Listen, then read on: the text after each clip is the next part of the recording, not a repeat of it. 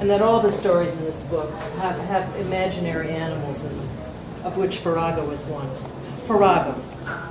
Now, in the alleys of Freya, alleys too dark and narrow even for stand-up whores and small-time thieves, there thrive some small ratty creatures with greasy ashen coats and greedy big eyes.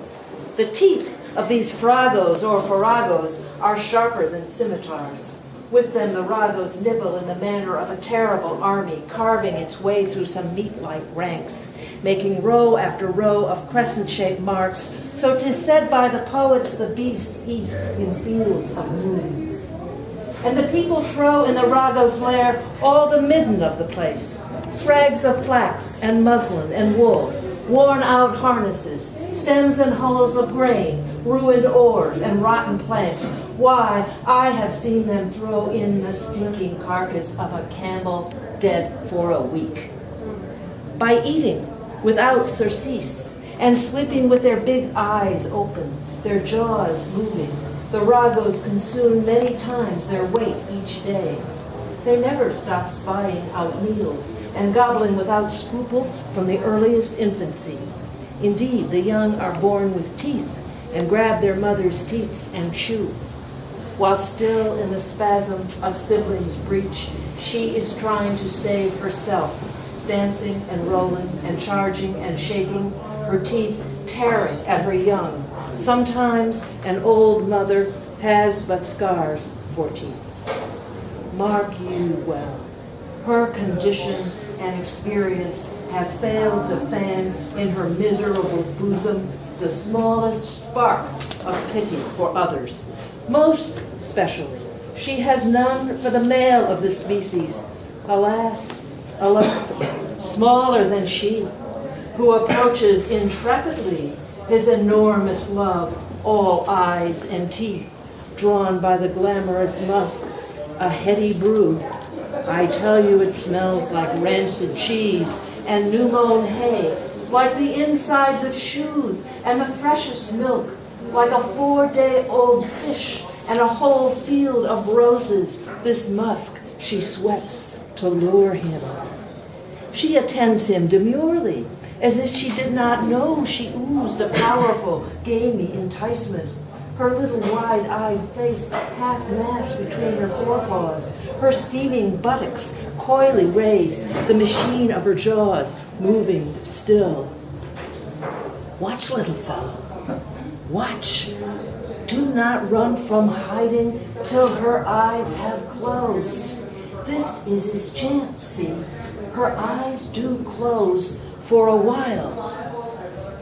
Not much later, the poor little blighter concludes he has taken his pleasure in a tight spot, for his member has swole up to sticking fast. He tugs now more fervently than ever he pushed and pulled, but tug as he will, he cannot withdraw, for her eyes are opening. Her head is turning. Full days after she has eaten him, tail and ear, his shrunken member falls from her, and she snaps it up. You shake your heads. You allow she is evil. And indeed she is, remorseless, wicked. Yet even she enlarges the stock of blessing in this world. Consider the beggar boys who whine and steal and cozen there. Orphan lands, nary a settled prospect for bread. They trap the terrible rago dames in glass jars. Now when the bait is consumed, the finger of an old glove, a toenail paring, a strand of hair will do. The damsel's teeth find no purchase. Quite soon they are starved stone dead, and their little corpse is sold to druggists for a very good price. And when the musk is squeezed from the vicious rumps, an exquisite perfume is refined. It smells like the look of the moonlight falling across the water, a deceptive path a man might drown in were he the fool to yield to its beckoning. I do not recommend it myself. Yet 'tis said a seaman mounting a frail, whose earlobes have been daubed with this essence, will die, consumed by the teeth of bliss, and never once think of his home. And 'tis said that a convicted murderer in Porto a Freia was put to death at his own request by a whore, wearing farrago musk. Who would not prefer it to the rope or the knife?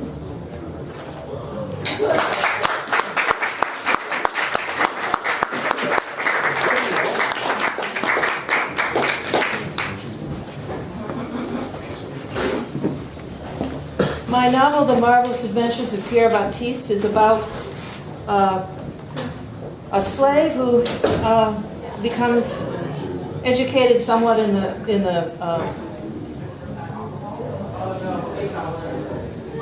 I'm having a, excuse me, let me start that way. Who educates himself and who aspires to be and becomes in his way a philosophe in the French manner of the 17th and 18th centuries. I'd like to read you the part of the novel where he takes it upon himself to enter into, let's say, the discourse, the names that black people have for white people, because he feels that there has been too much fuss made about the names that white people have for black people. So this is a lot of insults of various kinds, all of them made up. By me, I mean.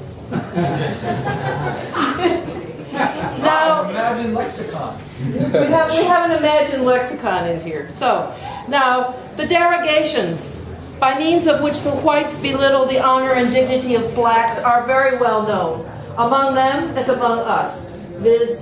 Dog lips, shufflegrin, worm ass, blouse ring. Less well known to them the derogations by means of which we darko fellows contemn their loathsome pretensions, viz. Wayguts, cotton snatch, stink pits, porridge arse, rule shitter, clod squawk, pig fart, gout bag, flux face, bone nose, bubo cheeks, widower. Now, we do name them widowers, yet though they have 100 women, 1 legal in the house, 99 unacknowledged in the yard. Now, the women in the yard but use the white man's rut lust to prize concessions from him. They throw him out of their minds when they have got what they want, and the thought of him dries in the sun. Widower be the name these white men share with the dog's scats when the dog has left them in the yard to whiten in the sun. And for the yellow twixt tweens, bile spitter, pollen face, piss dipper, wobble guts, camel packers, sneak snatch, cousin purse, pinch arse, bum swipe. But these names belong in another part of the histoire. Oh, disinterested philosophe reader, is it not a strange phenomenon? How the whites do vaunt themselves of the layers of precious stuff that cover and recover their persons, said stuff all channeled and stuffed and slit and lined and broidered, and otherwise worked with seed pearls sewn on and florets woven in, and ribbons and lace ruffled and tucked, which grand costume they strut in till it rot, their bodies beneath stinking and bloating? Yet they will sneer at us for the scars decorating our flesh and the plugs in ears, though these prevent us not from cleaning ourselves, cannot be taken from us in any reversal of fortune, and do not wear out. Further categories of question Pierre did look to investigate upon his establishment amongst the French.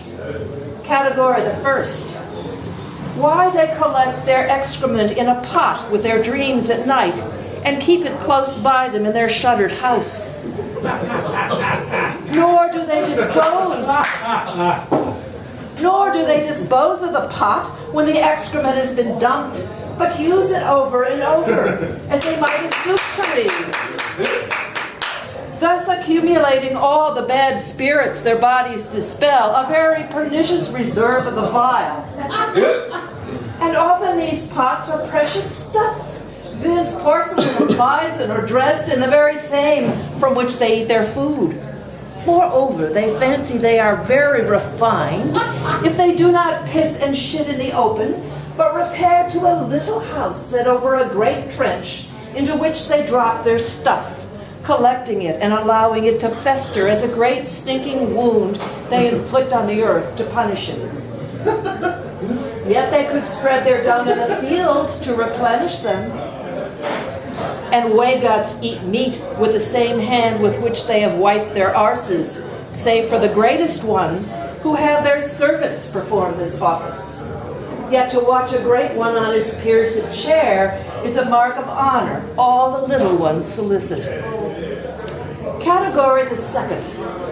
The big clawed squats collect their snot in claws, which they carry in their sleeves and guard most jealously, only to foist these claws upon their serving persons, who must wash away the loathsome snots. Yet those who have blown them will peer into the claws as if they discerned there deposits of rubies or pearls. Category the third. How they swing some refined scent before them in pomanders or censers, even as dogs swing their testicles, dispersing freshest fragrance over the landscape, rather than reserving it to sweeten their persons in a bath. Category the fourth. How they attach foul leeches to their bodies to draw out their blood, or cut themselves open to let the blood flow into a basin, and assert their well-being is established by this sapping of their natural strength. And then they will go to their church, where their poor gentle Jesus drips blood down the tree he is nailed to. At the foot of this tree they drink wine, which they allege to be the blood of this God. And they eat of a very flat bread, which they allege is his body. Yet they will rant against the anthropophagy, whom they claim we eat. Category the fifth. How they will take to cosset a small pet dog, or a parrot, or a monkey. They will feed this creature all manner of gilded sweetmeats with their own fingers, from their own plates, yet they will feed their slaves all bread soaked in sour milk, which they will pour in a trough set on the ground. So the slave has a very hard time eating dainty. This though the slave be a skilled and ingenious artisan, worth more in the marketplace than 1,000 of the dog. Category the sixth.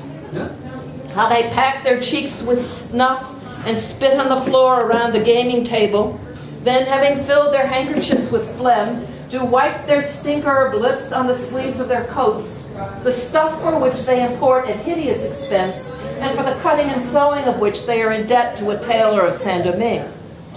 Category the seventh. How they cause the fly-struck meat to rot, hanging it till it turn blue, whereupon they burn it till it is charred and eat it in ember. Category the eighth. How they curtsy to their women and kiss their hands when company is about, but give them the back of their hands as soon as the door is closed in the visitor's carriage. How they waste on cards and drink the leisure they have stolen from others, which would permit them to rest a sweet long while with their women who have made themselves so pretty. Category the ninth. How they bind their infants in swaddling clothes, restraining their natural movements and confining them with their excrements, which wet them and chill them and irritate their fine and delicate skin. How they leave their children in the care of a woman whom they kennel as a dog. Wow.